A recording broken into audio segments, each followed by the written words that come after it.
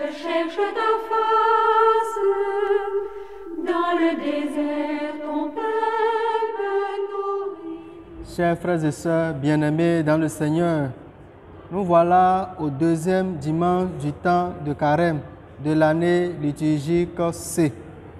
Si le dimanche dernier nous étions au désert avec le Christ où il a été tenté, aujourd'hui nous nous retrouvons sur la montagne avec lui pour sa théophanie, c'est-à-dire pour sa révélation de son identité et de sa mission. Nous le constatons à travers la voix du Père qui nous rappelle que Jésus est son Fils bien-aimé, de l'écouter. Du baptême à la transfiguration en passant par la tentation, la même expression revient, celle de Fils de Dieu. Et Luc nous invite aujourd'hui à la rencontre de Jésus, vrai homme et vrai Dieu, Fils du Dieu Sauveur. En effet, les textes de la liturgie de ce dimanche nous sont tellement familiers que souvent nous ne faisons pas attention aux mots. La transfiguration de Jésus, dont il est question aujourd'hui, est surtout célébrée le 6 août de chaque année.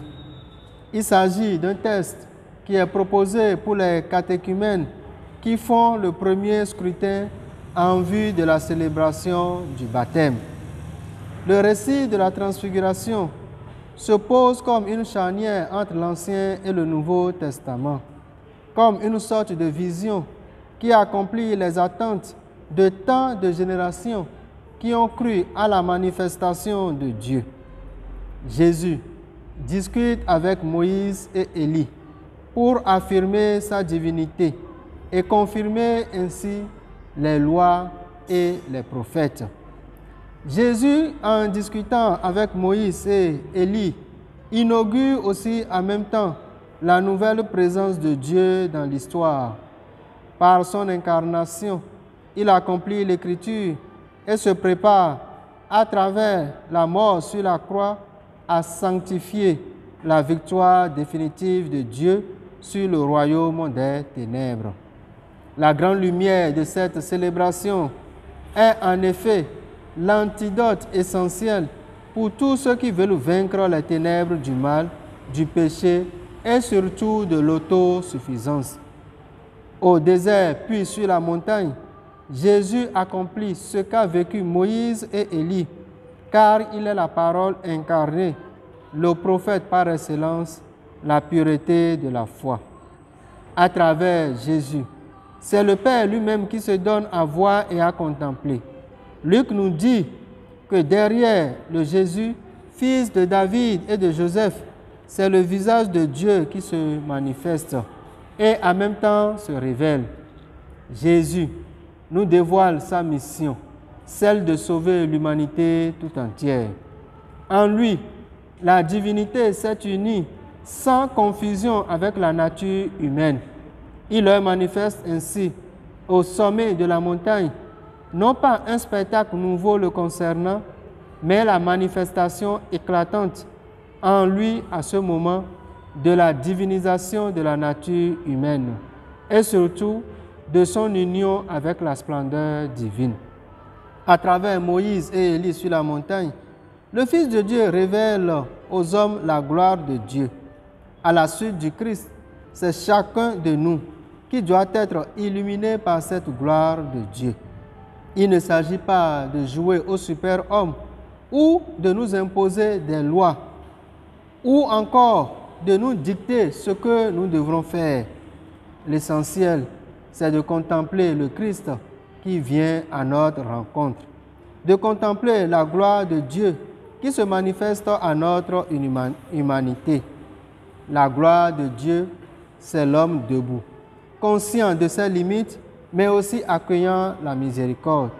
Ainsi, tout chrétien est invité à se laisser transfigurer par le Christ pour pouvoir bénéficier de ce salut. Le chrétien est invité à passer par le désert avec Moïse pour se nourrir de la parole avec Élie. Car Jésus est celui qui se donne à voir Jésus est celui qui nous manifeste l'amour du Père, celui qui nous conduit à la justice parfaite. Et ainsi, en agissant à la suite du Christ, nous pourrons faire comme Abraham qui s'est totalement abandonné à l'amour de Dieu. Cela passe aussi par l'épreuve de la patience, l'épreuve du temps de Dieu. Celui-ci est mon Fils bien-aimé, écoutez-le. Écouter Jésus devient le mode nouveau pour accéder au salut et participer à la gloire du Fils. Écouter Jésus dépasse la loi et les prophètes. Écouter Jésus nous permet de rendre gloire au Père qui a témoigné de la vérité à travers son Fils bien-aimé qui nous le révèle. Désormais alors, pour appartenir au peuple sauvé par Dieu, c'est Jésus qu'il faut écouter. Sur ce chemin du carême que nous empruntons, ce passage de la transfiguration fait l'effet d'un fortifiant pour chacun de nous.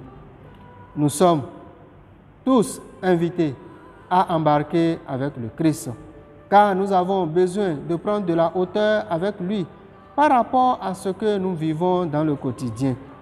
Dans nos vies, il y a des moments de transfiguration.